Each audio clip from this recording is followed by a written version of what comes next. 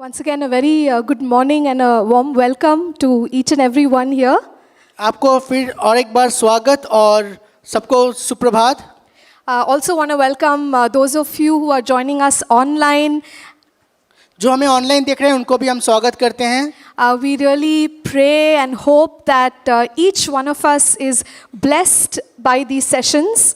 और हम प्रार्थना करते हैं, आशा रखते हैं हम सभी इस सभाओं से आशीष को पाएंगे. And our desire this morning, I was just asking, some of my friends, what is your expectation from this conference? मैं अपने कुछ मित्रों से सुबह पूछ रहा था कि तुम्हारी क्या आशा है कि इस कॉन्फ्रेंस से आप क्या लेके जाओगे. So, answers were something like, I want to learn something practical so that my relationship with God will become deeper, stronger. So, people have this expectation to get closer to God. तो वो कह रहे थे कि वो कुछ practical चीज़ों को सीखना चाहते हैं ताकि वो परमेश्वर से और निकट हो सके. And I believe that this conference will do that for each one of us. और मैं विश्वास करता हूँ कि ये कॉन्फ्रेंस हम सबों के साथ ये कार्य को पूरा करेगा. That we will journey closer to God. कि हम परमेश्वर से निकट जाने की यात्रा को कर पाएंगे. And as you're noticing, our theme is intimacy, and we are talking about it, and we are building on this theme. आप देख रहे हैं कि जो हमारी विषय सूची है उस पे हम और वृद्धि कर रहे हैं और बढ़ रहे हैं. And in this session, I want to talk about the fact that intimacy is a possibility. हम इस सुबह इस बारे में बात करेंगे कि जो घनिष्ठता है वो एक संभावना भी है. Intimacy with God is a possibility, and it is a possibility for all of us. परमेश्वर के साथ घनिष्ठता एक संभावना है और हम सबों के लिए ये संभव है. And intimacy, as we try to understand what intimacy really is, we recognize that it's very relational. जब हम इस बात को समझते हैं कि घनिष्ठता क्या है तो हम समझते हैं ये एक संबंध है. It's relational, and when we talk about intimacy with God, the main thing that we need to settle in our hearts is the fact that He is a person. जब हम घनिष्ठता या संबंध के बारे में बात करते हैं ये चीज़ को हमारे हृदय में पकड़ के रखना है कि वो एक व्यक्ति है. And because He is a person, क्योंकि वो एक व्यक्ति है, we can relate with Him, we can develop a relationship with Him. क्योंकि वो एक व्यक्ति है हम उनके साथ एक संबंध को बढ़ा सकते हैं या बना सकते हैं. And this relationship can be deep, this relationship can be strong. और ये रिश्ता जो है वो गहराई तक जा सकता है और मजबूत बन सकता है. We can also develop a close relationship with God. हम एक निकट रिश्ते को बना सकते हैं उनके साथ. Like any other relationship which is close, in our relationship with God, when we come nearer to Him, we begin to understand Him better. जैसे और रिश्ते में हम निकट होते हैं एक दूसरे के, जब हम परमेश्वर के निकट आते हैं हम उनको ज़्यादा समझने लगते हैं. And we also begin to understand ourselves better. और हम खुद को भी और ज़्यादा समझने लगते हैं. When we talk about understanding God through a relationship intimately, जब हम परमेश्वर को समझने लगते हैं घनिष्ठता पूर्वक एक रिश्ते के माध्यम से, it's more than just knowing something about God. ये परमेश्वर को सिर्फ जानने से और भी कुछ ज़्यादा है. So it's not just a cognitive sort of a knowledge, but it's more of a relational, experiential kind of a knowledge we're talking about. ये सिर्फ एक ज्ञान नहीं है, ये एक अनुभव करने वाली ज्ञान है. We begin to understand God really well. हम परमेश्वर को अच्छी तरह से जानने लगते हैं. So, a deep relationship is one in which you understand the other person so well that sometimes the non-verbal communication is also, understood very well. कभी-कभी ये रिश्ता जो घनिष्ठ होता है इस तरह से हो जाता है, अगर हम अपने जवान को बिना इस्तेमाल किए भी कुछ कहते हैं तो हम समझने लगते हैं. So, I really have to plan for my jokes. तो मुझे अपने मजाकों के लिए ये सब पहले से प्लान करके आना Because पड़ा है, jokes don't come very naturally. क्योंकि जो मजाक है वो आराम से नहीं निकल के आते हैं। So with a lot of hard work, I came up with a joke, but Pastor Jakes already shared it. मैं कुछ मजाक को पहले सोच के आया था, लेकिन पास्टर जेक्स ने उसे पहले ही बता दिया। Okay, so I was thinking about the way a mother communicates, to the child through her eyes. मैं पहले सोच रहा था जब एक माता अपने बच्चे के साथ आंखों के जरिए बात करता है, The kind of relationship that the mother has with the child, जैसे रिश्ता एक बच्चे को उसके माँ के साथ होता है, it's such that the child can immediately grasp what the mother means. ये ऐसा है कि बच्चा तुरंत समझ जाता है कि माँ क्या बोलना चाहती है। So, if there are people giving chocolates to a child, अगर लोग एक बच्चे को चॉकलेट्स देते हैं, sometimes, the mother might have a smile on her face. कभी-कभी होता है कि माँ के चेहरे पे हंसी होता है। So it's like saying, oh, such a nice gesture, and looking at the child with a smile, but the child knows that the smile is actually disapproval. कभी-कभी होता है ऐसा लग सकता है लोगों को कि ये हंस रहे हैं, ये अच्छी चीज़ है, लेकिन बच्चा जानता है ये कह रहा है कि मत लो। So the mother is smiling and looking at the child, and the child's like, I should not take this chocolate, otherwise, that there's going to be havoc at home. जब बच्चे माँ के उस हंसी को देखता है, वो समझ जाता है कि मुझे इसे नहीं लेना, नहीं तो मुझे घर में मार पड़ेगी। So you see, non-verbal communication, just getting to know somebody so well, so deeply, that you understand them when they say something, but you understand them way beyond that. जब ये बिना बात किए ये वार्तालाप इस तरह से है कि अगर जब वो बोलते हैं तो आप समझते हैं, जब वो नहीं बोल के वार्तालाप करते तब भी आप ज्यादा समझने लगते हैं। Okay, so my joke was slightly different from Pastor Jakes' joke, just for the तो ये record. मजाक पास्टर जेक्स के जोक मजाक से थोड़ा अलग था। Okay, so intimacy, a relationship which is intimate is like that, which has closeness. एक रिश्ता जो घनिष्ठ है वो इस तरह है, एक निकट रहने का अनुभव। In an intimate relationship, there is we can develop trust. एक रिश्ता ऐसा है कि हम एक दूसरे के ऊपर भरोसा रखने लगते हैं। We can develop understanding between the two people who are in the relationship. जो दो व्यक्ति एक दूसरे के साथ रिश्ते में है वो एक दूसरे को समझने लगते हैं। There's a level of comfort. ये एक दूसरे के साथ एक आसान सी बात हो जाती है। There's a level of comfort that comes from honoring one another, एक दूसरे को सम्मान देने की वजह से एक दूसरे के साथ वो मेल खाने लगते हैं, where one is able to share. They're able to share their strengths, they're able to share their weaknesses. वो एक दूसरे के साथ अपने दुर्बलता और अपनी सबलता हर बातों को वो बांट सकते हैं। And also, this intimate relationship, it's very personal. और ये जो घनिष्ठ संबंध है ये बहुत व्यक्तिगत है। And intimacy and an intimate relationship with God is something that God wants for each and every one of us. ये रिश्ता ऐसा है जो परमेश्वर चाहता है हम हर एक के साथ। So we can have an intimate relationship with God with all these features and many more. इसलिए परमेश्वर के साथ हम ये रिश्ता और ज्यादा भी आगे जा सकते हैं। God has actually designed each one of us for intimacy. परमेश्वर ने हम सबको रचा है घनिष्ठता के लिए। No, God, when He created man, when He created woman, it was quite different from the way He created all the other, creatures and the things in the world. परमेश्वर ने जब सारे चीजों का निर्माण किया, लेकिन मनुष्य को, पुरुष और स्त्रियों को सबसे अलग निर्माण किया। No, He made them with His hands. उन्होंने मनुष्य को अपने हाथों से रचा है। And Genesis 1:27, उत्पत्ति उसकी 1 अध्याय और 27 आयत में ऐसा लिखा हुआ है, it says that God created man in His own image. In the image of God, He created him. Male and female, He created them. लिखा है तब परमेश्वर ने मनुष्य को अपने स्वरूप के अनुसार उत्पन्न किया, अपने ही स्वरूप के अनुसार परमेश्वर ने उसको उत्पन्न किया, नर और नारी करके उसने मनुष्य की सृष्टि की। So He also created them in His image, in His likeness. परमेश्वर ने मनुष्य को अपने स्वरूप सृष्टि किया। Now, one of the reasons why God did this is because He really wanted to have a relationship and develop a relationship with man.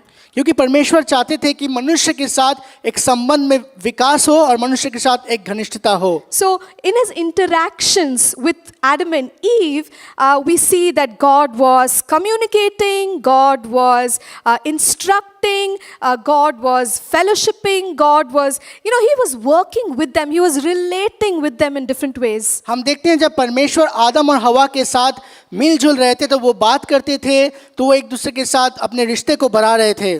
So that is God's ideal. That is God's, desire and dream that every human being that He has created, He wants to fellowship with them and have a relationship with them. परमेश्वर ने जो भी मनुष्य को सृष्टि किया है वो चाहते हैं कि हम एक दूसरे के साथ एक संबंध में रहें।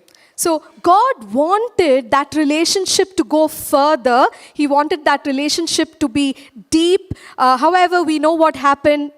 They were disobedient and sin corrupted the earth. हम जानते हैं कि वो परमेश्वर के विरुद्ध काम किए, उन पाप ने सृष्टि को नष्ट किया, लेकिन तभी परमेश्वर चाहते थे कि उनके साथ वो रिश्ता बढ़े। But you see how God continued to desire the original plan of intimacy. लेकिन हम देखते हैं परमेश्वर ने घनिष्ठता का जो असली उनका मकसद था उसके पीछे वो हो लिए। No, just because this earth got corrupted with sin and it required redemption, God did not sit back and say, okay, forget it, change the plan. Instead, He had this plan in mind to send Jesus to redeem us so that He can once again have that same intimate, close relationship with us.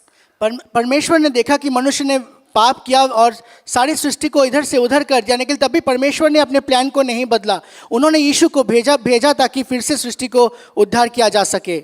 So God's plan for intimacy has not changed. इसलिए परमेश्वर का घनिष्ठता के लिए जो मकसद था वो नहीं बदला है। No, God's desire for intimacy with us has not changed. परमेश्वर हमारे साथ जो घनिष्ठ होना चाहते थे वो इच्छा उनका नहीं बदला है। He wants us to draw near to Him and He wants to draw near to us. परमेश्वर चाहते हैं हम उनके निकट हो ले और वो हमारे निकट हो जाएं।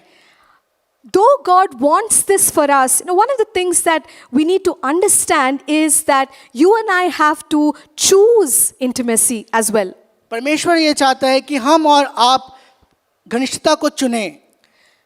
So, just want us to consider the example of Moses in the Bible. हम चाहते हैं कि मूसा के उदाहरण को हम यहाँ पे लें। So, Moses, as you know, is very well respected, honored among the Jews. यहूदियों के बीच में मूसा को सम्मान दिया जाता था। One of the things that stands out about Moses is his desire to know God. परमेश्वर के मूसा के हृदय में जो था वो है कि परमेश्वर को जानने की इच्छा। So Moses desired to know God unlike others in his generation. परमेश्वर को जानने की मूसा के हृदय में जो इच्छा था उसके पीढ़ी में बहुतों से ज्यादा था। So it's not like God only wanted a few people to draw near to Him and the others should just, watch from a distance. However, because of the desire that Moses had, he took the initiative to draw near to God. परमेश्वर ऐसा नहीं चाहता था कि एक व्यक्ति मुझे जाने और सब दूर में खड़े होकर देखे, लेकिन मूसा का जो चाह था वो उसे परमेश्वर के निकट लेके गया। So there's something we can learn from Moses. हम मूसा से इस बात को सीख सकते हैं। And there are many other people, in the Bible, there are even people in church history that we can look up to and say, oh wow, the way they pursued God, I would like to do that. हम Bible में और भी सारे व्यक्तियों को देखते हैं, हम कलीसिया के इतिहास को देख सकते हैं कि और सोच सकते हैं वो कितने सुंदर रीति से परमेश्वर के हृदय की खोज किए हैं। So God wants to be intimate with us, but we have to make a choice to be intimate with Him. परमेश्वर चाहते हैं कि हम उनके घनिष्ठ होने के लिए हमें चुनना है उनके घनिष्ठता को। So in Exodus 33:11, we see that the Lord spoke to Moses face to face as a man speaks to his friend. हम निर्गमन की पुस्तक 33 अध्याय उसका 11 आयत में देखते हैं The Lord spoke to Moses face to face as a man speaks to his friend. और यहोवा मूसा ने इस प्रकार अपने आमने सामने बातें करता था जिस प्रकार कोई अपने भाई को बातें करे। So you see, there was a desire to know God for all that He is. उनके हृदय में एक इच्छा था परमेश्वर को जानना, वो जो है उसके लिए। And the graciousness of God is that He granted that desire. और परमेश्वर का महान अनुग्रह यह है कि उन्होंने उस चाह को पूरा किया। So Moses was actually able to encounter God or interact with God face to face. मूसा जो था वो परमेश्वर के साथ उनका भेंट हुआ और वो आमने सामने उनसे बात करने लगा। Now, while Moses was, away from the tent where the Israelites stayed, he went into the tabernacle and met with God face to face. There were people in the camp, who were just watching from a distance. They would see the magnificence of what's going on in the tabernacle, and in a way, that was satisfactory for them. जब मूसा दूर में रहता था, परमेश्वर के साथ भेंट किया करता था, लोग जो थे वो दूर से खड़े होकर देखते थे, वो सारे विचित्र चीज़ों को देखते थे और उनसे वो तृप्त थे। So I sometimes wonder if any of the people in the camps also had a desire like Moses and said that, oh God, Moses is meeting with you face to face, why not me? मैं कभी कभी सोचता हूँ कि जो लोग उस camp में थे, अगर वो सोचते कि प्रभु मूसा आपके साथ भेंट करता है, मैं क्यों नहीं। But there was a young man called Joshua with Moses in that tabernacle at that time. लेकिन उस तंबू में एक व्यक्ति था जिसका नाम था यीशुआ, जो मूसा के संग था। So the scripture also says that he did not depart. So he kind of had that experience of seeing this man Moses and his passion for God in the tabernacle. तो ये यीशुआ जो था, उसको यह अनुभव हुआ कि मूसा जो तंबू में रहता था और परमेश्वर के साथ उसका जो रिश्ता था उसको निकट से देखता था। So Moses had a desire to see God more intimately, and in this case God grants him the opportunity to see him face to face.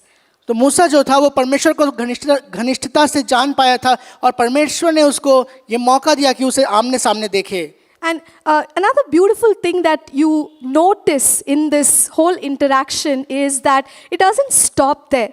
Once he encounters God in this intimate way, in verse 14, he asks God, let your presence go with us. If your presence doesn't go, we will not go. हम देखते हैं जब वो उनका भेंट हुआ परमेश्वर से, ये वहीं पे नहीं रुक गया, वो परमेश्वर से कहता है आपकी उपस्थिति हमारे साथ साथ चले, अगर आपकी उपस्थिति नहीं चलेगी तो हम नहीं जाएंगे। So you see, the desire to meet with God led to another desire for the presence of God. आप देखते जब वो परमेश्वर के साथ भेंट किए, ये और एक चाह को जन्म दिया, वो परमेश्वर की उपस्थिति को चाहने लगे। So when Moses was intimate with God, he never really wanted to leave that place. जब मूसा परमेश्वर के निकट होता तो वो स्थान को छोड़ के जाना नहीं चाहता था। And so he said, God, even if we have to go, can your presence please go with us? We don't want to lose this. वो कहता है कि अगर हमें जाना भी पड़े, क्या आपकी उपस्थिति हमारे साथ चल सकती है, क्योंकि हम इसे खोना नहीं चाहते। So a desire for an encounter led to a desire for the presence of God. भेंट के लिए एक चाह, परमेश्वर की उपस्थिति के चाह को जन्म दे बैठा। And eventually you see in that interaction, Moses asks God, he says, God, show me your glory. और हम इस वार्तालाप में एक चीज को देखते हैं, मूसा कहने लगा प्रभु आपकी महिमा को मुझे दिखाएं। So as he encountered God, the desire for God was just on the rise. जैसे वो परमेश्वर को भेंट करने लगा, उसकी चाह और बढ़ने लगे। So he first said presence. पहले उन्होंने कहा उपस्थिति, Then he is saying glory. फिर उन्होंने कहा महिमा। So Moses was just seeing all these wonderful things in the person of God, in the character of God, in the things that God did, that he just didn't want that to stop. मूसा परमेश्वर के व्यक्तित्व में वो सारी बातों को देखने लगा और वो उस बातों को खोना नहीं चाहता था। And so, the hunger for God, an intimate relationship with God, moved Moses, to meet with God. But then that was not the end, that was the beginning for much deeper fellowship. परमेश्वर के साथ जब मूसा भेंट करने लगा और उसके अंदर ये सहभागिता वहाँ खत्म नहीं हुआ, ये और गहराई तक जाने लगा। And so we see this example of an individual establishing a strong relationship with तो God. हम एक व्यक्ति का उदाहरण देखते हैं जो परमेश्वर के साथ एक मजबूत रिश्ते की खोज करता है। So because of this strong relationship that he had established with God, Psalm 103 verse 7, it says about God that he made known his ways to Moses, his acts to the children of Israel.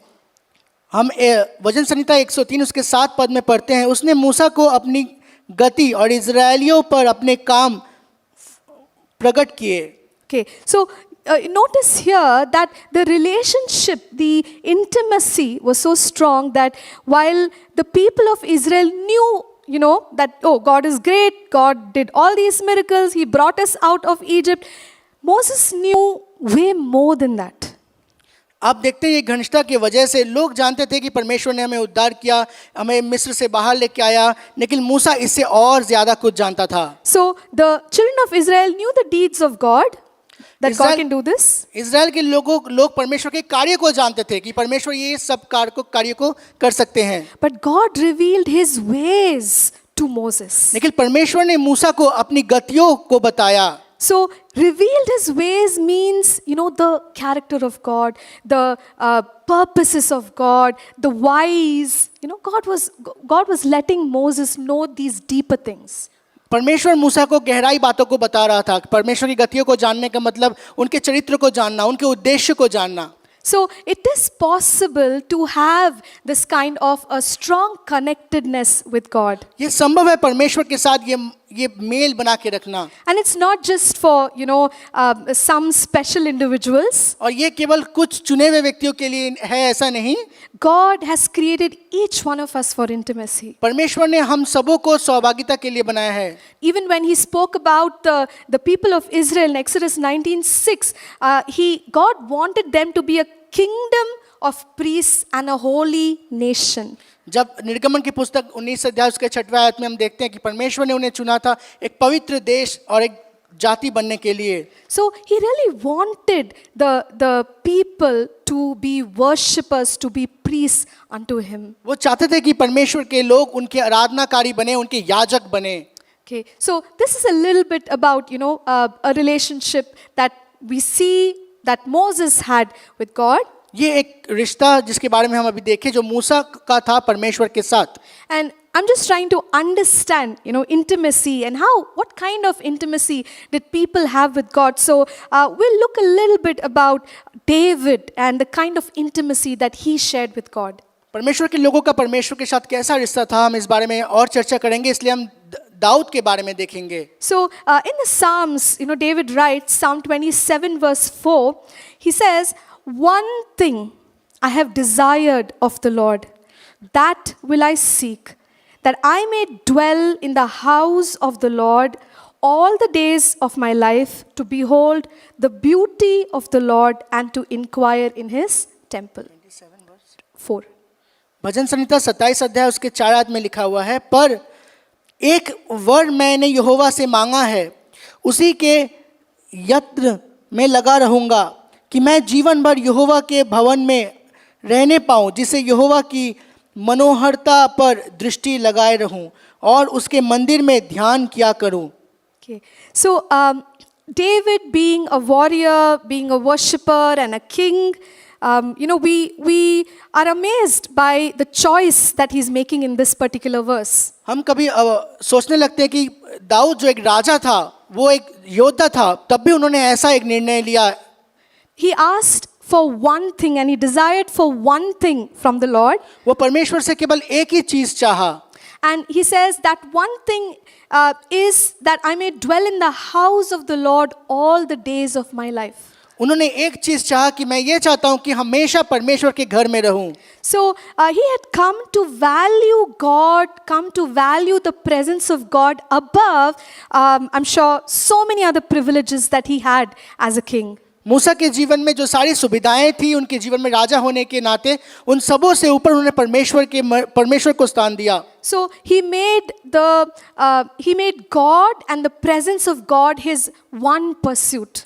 उन्होंने परमेश्वर को और परमेश्वर के उपस्थिति को अपने जीवन का एक लक्ष्य बनाया। And he wanted to dwell in the house of the Lord all the days of his life. और वो अपने सारी जिंदगी भर परमेश्वर के घर में निवास करने का निर्णय किया। Very similar to Moses, who said, God, if your presence doesn't go, we will not go.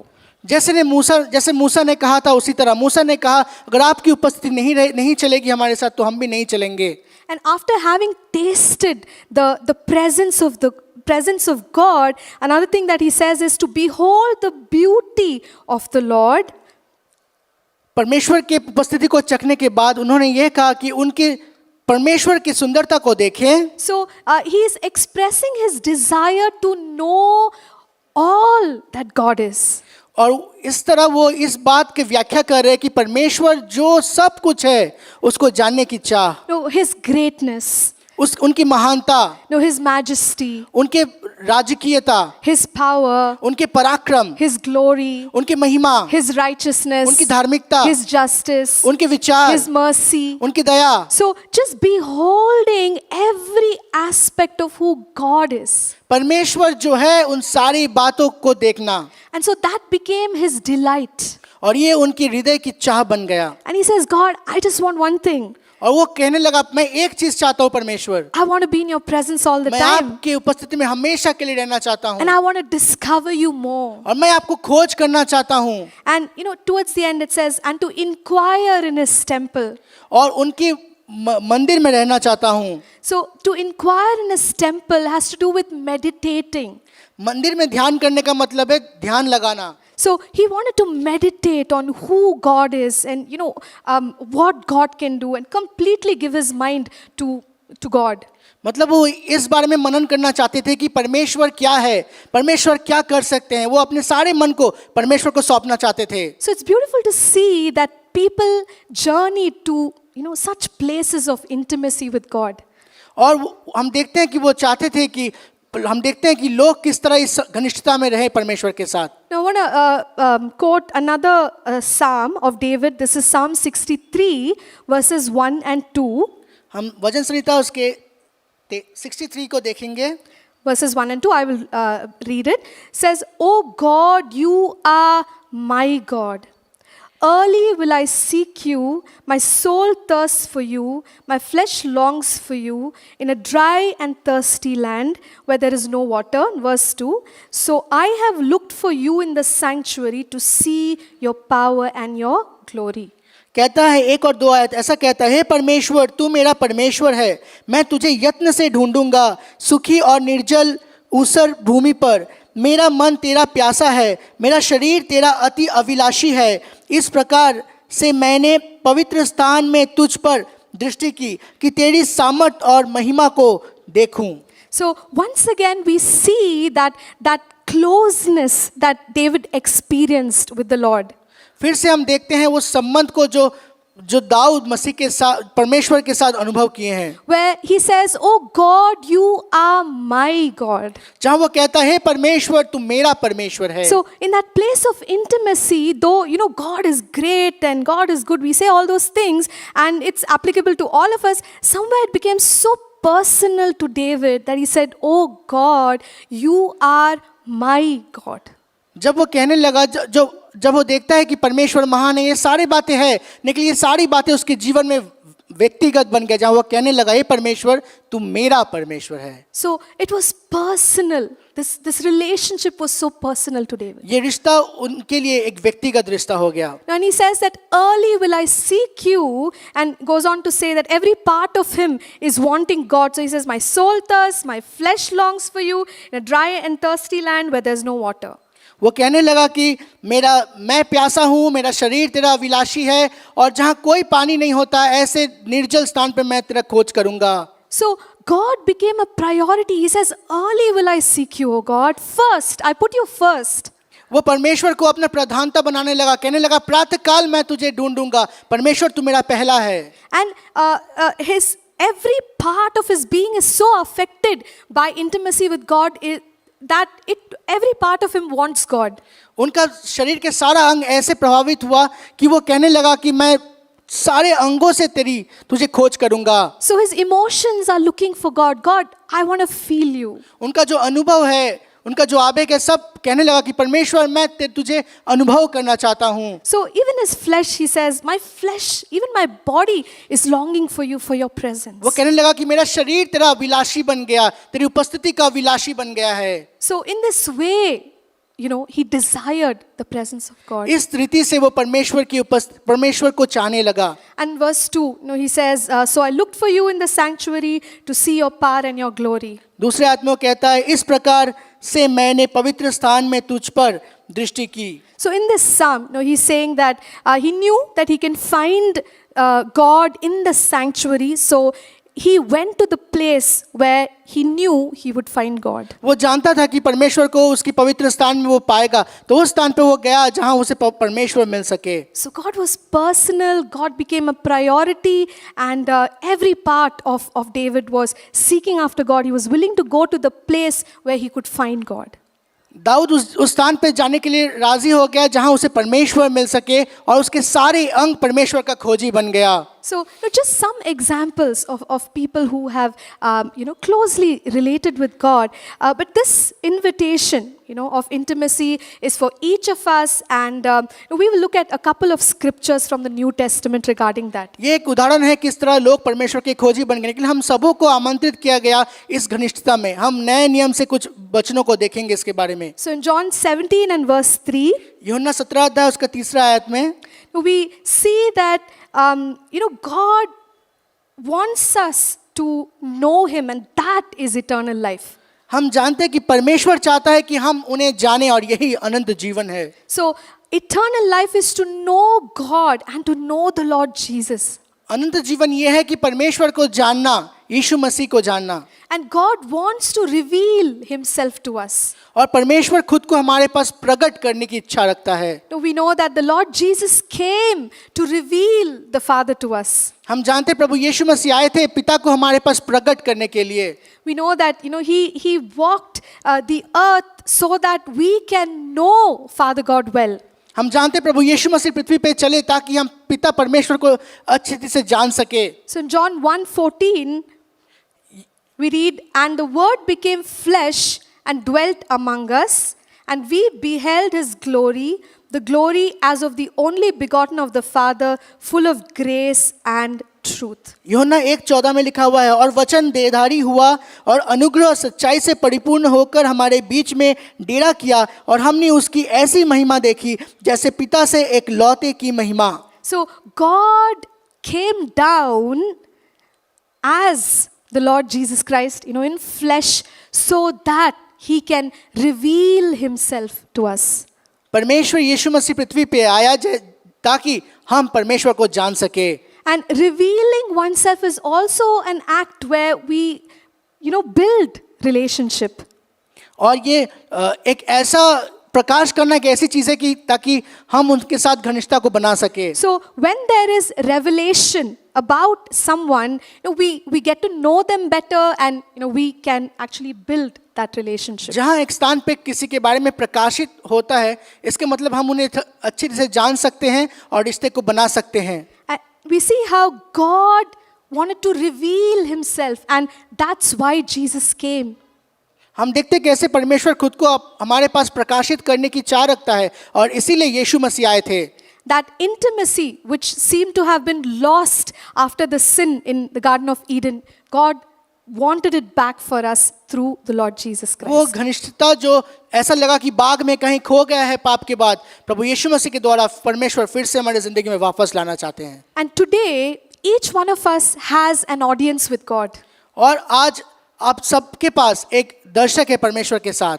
We read in the book of Hebrews chapter 4. हम इब्रानियों की पुस्तक उसके 4 अध्याय में देखते हैं. I'll read from verses 14 through 16.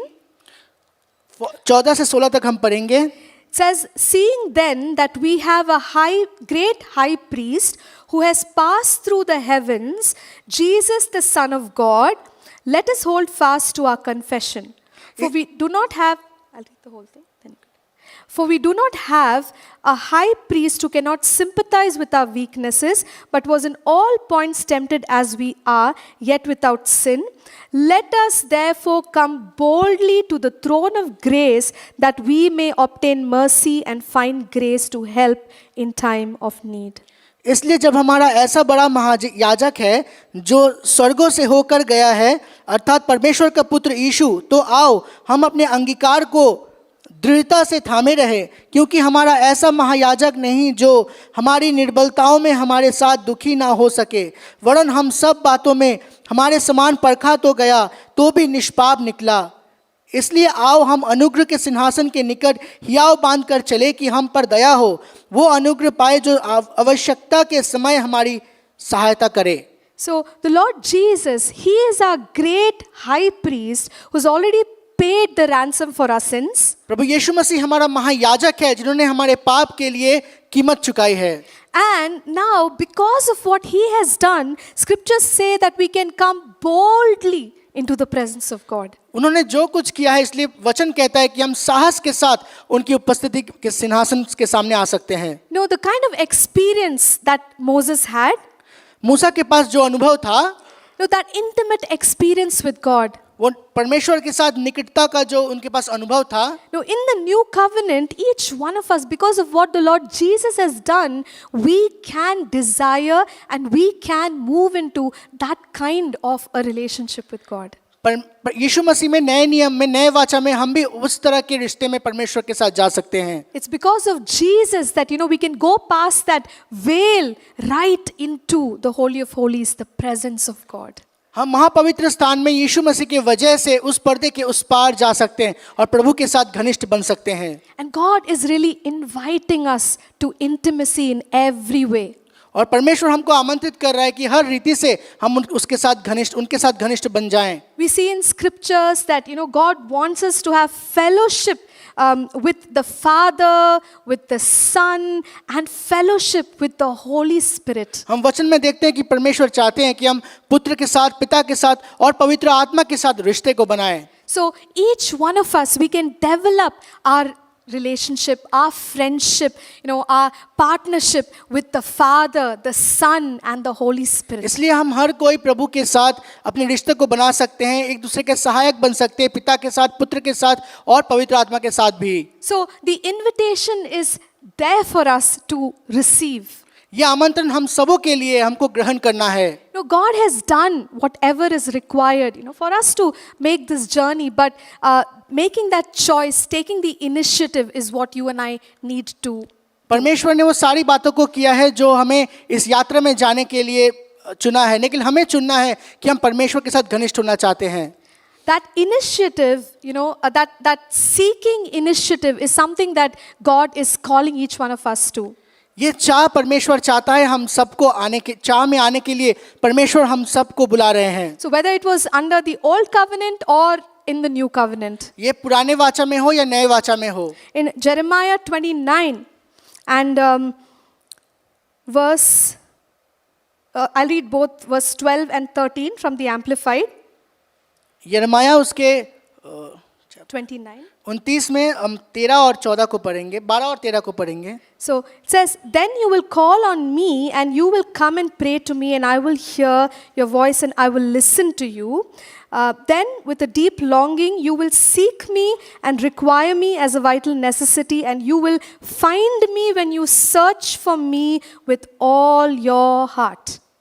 तब उस समय तुम मुझको पुकारोगे और आकर मुझसे प्रार्थना करोगे और मैं तुम्हारी सुनूंगा। तुम मुझे ढूंढोगे और पाओगे भी, क्योंकि तुम अपने संपूर्ण मन से मेरे पास आओगे। So, you know, God is saying that one must call, one must seek, one must search, because He is ready to answer, He is ready to be found by them. परमेश्वर कहता है कि वो चाहते हैं कि एक व्यक्ति उसे ढूंढे, व्यक्ति उसे चाहे, क्योंकि वो चाहता है क्योंकि वो ढूंढ के पाने के लिए तो तैयार है। So God wants us to have a pursuit to know Him better. परमेश्वर चाहते हैं कि हमारे अंदर वो चाहत हो, ताकि हम उसे जानने की चाहत हमारे अंदर तीव्र हो। And we have to take those steps of drawing near to God. और हमें वो सारे कदम उठाने हैं ताकि हम परमेश्वर के निकट हो जाएं। So is God willing to draw near to us? क्या परमेश्वर चाहते हैं हमारे निकट होने के लिए? Very much. He is willing to draw near to us, but what He is wanting from us is that we begin to seek, we begin to search, we begin to call, we begin to ask, and then, see the glory of God. परमेश्वर चाहते हैं हमारे निकट होना, लेकिन वो ये भी चाहते हैं कि हम उन्हें ढूंढे, हम उनकी खोज करें ताकि हम उनकी महिमा को देख सकें. So in the New Testament, there's another verse, James 4 verse 8, which says, "Draw near to God, and He will draw near to you." हम याकूब उसके 14 अध्याय और 8वें आयत को देखेंगे जहाँ लिखा है, परमेश्वर के निकट आओ तो वो भी तुम्हारे निकट आएगा. So as we move forward in growing this intimate relationship with God, we can be assured that God will do His part of drawing near to us. जब हम परमेश्वर के निकट हो लेंगे, हम कदम को बढ़ाएंगे तो परमेश्वर भी हमारे निकट होगा, ये निश्चित है. So there have been, as I said, so many people in Scripture that we can look at and be inspired about their close relationship with God. You can look at an Enoch, or you can look at Apostle Paul, or you can look at people in history and be so impressed with their relationship with God. The fact is that the invitation to be intimate with God is for each one of us, and you and I can be as close or even deeper with the Lord today. हम वचन में ऐसे बहुत सारे लोगों को देख सकते हैं, ऐसे पौलुस को देख सकते हैं, एनोक को देख सकते हैं, और हम और इतिहास में लोगों के उदाहरण को देख सकते हैं कि वो कैसे चाह रखे थे परमेश्वर को ढूंढने के लिए. So I just want us to take a couple of minutes to pray and just ask the Lord to put that passion in our hearts to seek Him in a deeper way. तो हम कुछ समय को लेंगे और प्रार्थना करेंगे कि परमेश्वर हमारे अंदर वो तीव्र इच्छा को दे ताकि हम उन्हें ढूंढ सकें. And I want us to pray that, as we read about Ezekiel having this experience of immersing in the river, ankle deep, knee deep, hip deep, in the same way that through this conference, we come to that place in our hearts before the Lord where we say, God, I have experienced you to a certain level, but I just wanted to increase, oh God. I want to go to the next level in you. हम इज़ेकियल के उदाहरण को देखते हैं. पहले वो घुटने तक पानी में गया, फिर कमर तक गया. तो हम परमेश्वर को ऐसे करें, परमेश्वर हाँ हो सकता हम एक स्तर तक आपको जानते हैं, लेकिन हम और गहराई से जानना चाहते हैं आपके अंदर. Let's just pray together. आइए हम एक साथ प्रार्थना करें. Heavenly Father, we thank you for your word. स्वर्गीय पिता, हम आपके वचनों के लिए आपको धन्यवाद करते हैं. Father, we thank you that you reveal yourself through the word to us. पिता, हम आपको धन्यवाद करते हैं कि आपने आपके वचनों के द्वारा खुद को प्रकट किया. Father, we thank you for the work of your Holy Spirit in our hearts this morning, God. पिता, हम आपको धन्यवाद करते हैं आपके पवित्र आत्मा के द्वारा हमारे हृदय में कार्य करने के लिए इस सुबह. Father, we are so grateful that you desire intimacy with each of us, oh God. पिता, हम धन्यवाद करते हैं कि आप इच्छा रखें कि हमारे साथ आप घनिष्ठ हों. Father God, no matter which place each one of us is at, Lord, we pray that you will enable us, Father God, to discover that path to intimacy. पिता, हम जो कोई भी स्थान में होना क्यों, हम चाहते हैं कि आप हमारे मार्गों को बनाएंगे ताकि हम घनिष्ठता के उस चीज़ को समझ सके. Father, help us to experience you. पिता, हमें अनुग्रह करें कि हम आपको अनुभव कर सके. Lord, help us to experience your presence. पिता, हमें मदद करें कि आपकी उपस्थिति को हम अनुभव कर सके. Lord, help us to experience your power and your glory in this place. पिता, इस स्थान पर हम आपकी महिमा और आपके पराक्रम को अनुभव कर सके, इसलिए हमें मदद करें. And Father God, this morning, if there are things that are hindering in our lives, God, which are keeping us away from you, Lord, we pray that those things will be uprooted in the name of Jesus. पिता, जो कोई भी चीज़ बाधा डाल रही है आपको जानने के लिए हमारे ज़िंदगी में, हम प्रार्थना करते हैं सुबह वो सारी चीज़ जड़ से उखड़ जाए. Father God, help us to come to that place in our hearts where, Lord, you become our one thing, oh God. पिता, हम चाहते हैं हमारे ज़िंदगी के हृदय में एक ऐसे स्थान आए जहाँ आप हमारे लिए एकमात्र इच्छा हो जाएं. Yes, Father God, even as we desire you, even as we draw close to you, Father, we know that, Lord, you will cover us with your presence. पिता, जैसे हम आपके निकट होते हैं, हम जानते हैं कि आप अपनी उपस्थिति से हमें ढाके रहेंगे. And Father, that there will be a mighty impact on your presence in our lives and, God, in the lives of others. पिता, हम जानते हैं कि आपकी उपस्थिति से हमारी ज़िंदगी में एक प्रभाव गिरेगा और दूसरे लोगों की ज़िंदगी में भी. Lord, we once again thank you for this time. पिता इस समय के लिए आपको फिर से धन्यवाद करते हैं। And Father God, we surrender the rest of this day into your hands, God. पिता परमेश्वर बाकी समय को आपके हाथ में समर्पित करते हैं। In Jesus' name we pray. यीशु मसीह के नाम से हम प्रार्थना मांगते हैं। Amen.